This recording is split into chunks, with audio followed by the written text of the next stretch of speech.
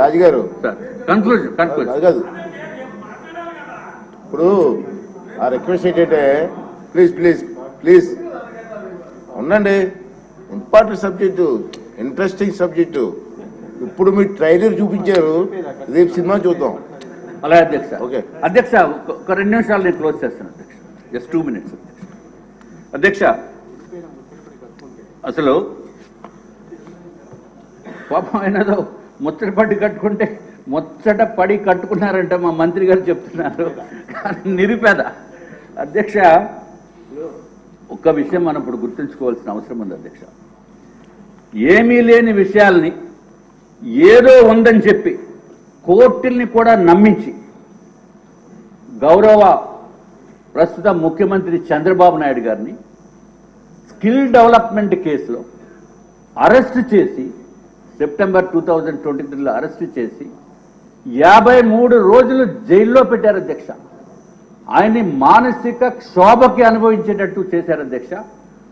అలాగా ఒక పక్కన చంద్రబాబు నాయుడు గారు, వారి ఫ్యామిలీ, లోకేష్ బాబు గారు, మిగిలిన వాళ్ళు కాకుండా రాష్ట్ర ప్రజలందరినీ కూడా ఇబ్బంది పెట్టారు అధ్యక్ష. ప్రతి ఒక్కడు irrespective of parties, irrespective of regions, ఇతర దేశాల్లో ఉన్న తెలుగు వారు లేకపోతే కొంత చంద్రబాబు నాయుడు గారు అంటే తెలిసిన వారికి ఎంతో మానసిక క్షోభకి గురి చేసి పైశాచిక ఆనందం పొందిన వ్యక్తి ఈ జగన్మోహన్ రెడ్డి అధ్యక్ష.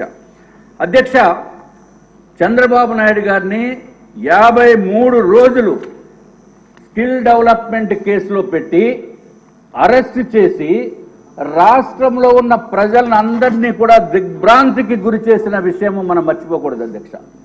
ఇంత దారుణంగా చేసిన దోపిడీ ఇప్పుడు జగన్మోహన్ రెడ్డి గారు చేశారు అధ్యక్ష. ఈ దోపిడీ ఋషికొండ ప్యాలెస్ లో దోపిడీ అధ్యక్ష.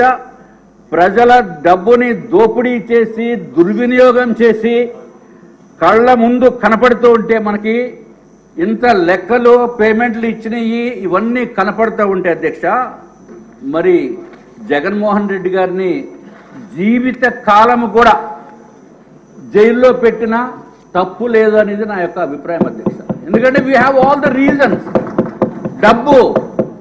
డబ్బు దుర్వినియోగము, అబ్నార్మల్ ప్రైజింగ్ అత్యంత దారుణంగా చేస్తే మనల్ని ఇంత ఇబ్బంది పెట్టినప్పుడు ఇది ఇవన్నీ కూడా క్లారిటీగా ఇంకా డెప్త్కి వెళ్తే అధ్యక్ష ఇంకా విస్తుపోయే విషయాలు బయటకు వస్తాయి. ఇంకా మాట్లాడండి. దీంట్లో 5 minutes దీంట్లో అధ్యక్ష విస్తుపోయే విషయాలు బయటకు వస్తాయి.